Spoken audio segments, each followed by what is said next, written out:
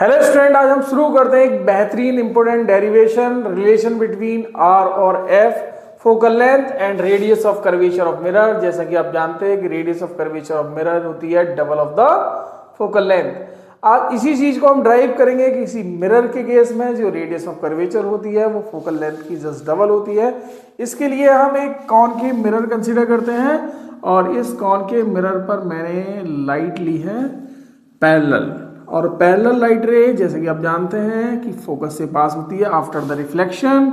ये हमारी फोकस से पास हुई है। यहां पर एक सेंटर ऑफ कर्वेचर से लाइन पास कराएंगे, दैट इज कॉल्ड नॉर्मल। ये आपकी नॉर्मल लाइन भी बनेगी। हमने सेंटर ऑफ कर्वेचर से एक लाइन ली है जिसे हम नॉर्मल लाइन कह सकते हैं। अब नॉर्मल लाइन जो है इसी के साथ हमारे एंगल ऑफ इंसिडेंस डिफाइन होगा और एंगल ऑफ रिफ्लेक्शन डिफाइन होगा।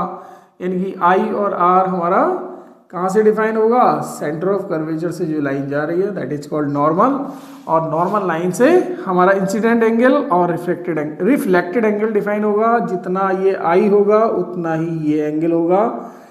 अब आप देखते हैं कि यहाँ पर ये आई और ये वाला भी आई है, ये हमारा रिफ्लेक्शन एंगल है, और इस एंगल को अगर हम थीटा सपोज करें और इस पॉइंट को मैं मान लेता हूँ एन और इस पोल पॉइंट को हमने सपोज किया पी, और एक छोटे से कर्वेचर को रिमूव करने के लिए मैंने एक लाइन ड्रॉप की है, एन पी ही अप्रॉक्स है। इस कंडीशन में मैंने लिया छोटे से ट्रायंगल में एन एफ पी या एन पी एफ में, ट्रायंगल एन पी एफ में टेन थीटा जब मैंने ऑपरेट किया तो टेन थीटा इक्वल टू आया मेरा परपेंडिकुलर अपॉन बेस।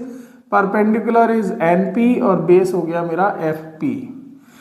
थीटा अगर ये स्मॉल है तो उस केस में इसको टेन थीटा को थीटा लिखा जा सकता है N P over F P. ये मेरी एक कंडीशन आ चुकी है। अगर मैं इस ट्रायंगल की बात करूं एन पी सी की, तो ट्रायंगल एन पी सी में टेन आई इक्वल टू मिलेगा, टेन आई इक्वल टू होगा आपके पास N P upon P C P. अब आई इक्वल टू होगा N P upon C P अगर एंगल स्मॉल है तो। अब हम अप्लाई करते हैं यहाँ पर एक लॉ ऑफ रिफ्लेक्शन की कंडीशन जिसमें इंसिडेंट एंगल रिफ्लेक्टेड एंगल के इक्वल होता है। Angle I equal to angle R हो जाएगा। और ये एक प्रॉपर्टी देखते हैं exterior interior angle sum property. Theta जो होगा वो उस कंडीशन में आई प्लस आर के इक्वल होगा, यानी कि जो एक्सटीरियर एंगल है वो दोनों इंटीरियर एंगल के इक्वल हो जाएगा आई और आर के। तो हम यहाँ पर आई की वैल्यू आई रखते हैं, आर को आई से रिप्लेस कर देंगे लॉज ऑफ रिफ्लेक्शन के थ्रू। आई आर को आई लिख सकते हैं, तो आपके पास थीटा इक्वल टू मिलेगा 2i, और थीटा की जो वैल्यू है वो हमारे पास है N P upon F P, N P over F P, और 2 इंटू आई की वैल्यू हमारे पास है N P over C P. यहाँ पर लिख सकते हैं N P over C P.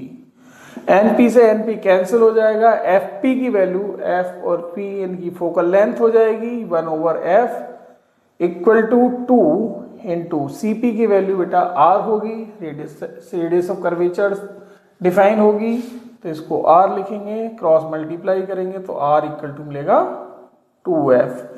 10th और 12th दोनों ही क्लास के लिए बहुत इंपॉर्टेंट डेरिवेशन है। इसी पर बेस्ड बहुत सारे छोटे मोटे न्यूमेरिकल्स बनते हैं। Thank you everyone.